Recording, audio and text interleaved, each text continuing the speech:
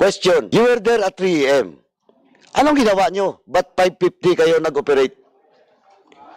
Your Honor, we are preparing for a planned operation by bus operation, sir. You're preparing in the area?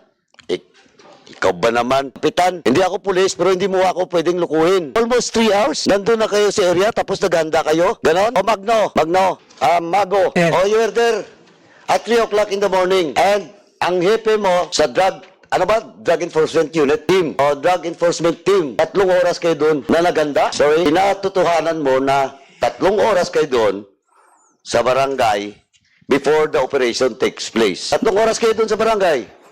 Naganda. Hindi ko na po tanda. Ha? Hindi ko na po tanda.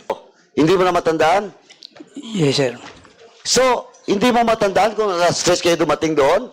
At saka, anong oras kayo nag-operate? Hindi na po. Chairman, problema to.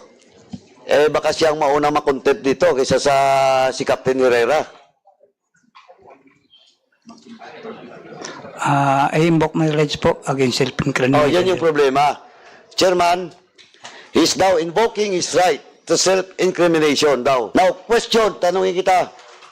Paano ka ma-incriminate sa tanong ko? Sige nga.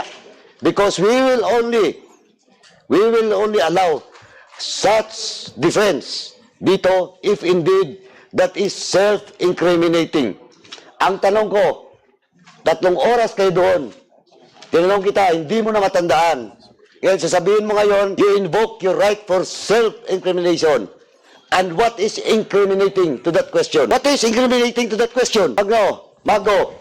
Kasi, yun po kasi po yung kaso po namin, ang pagkakalam ko po ay nasa Reyes Foray na po. O so kung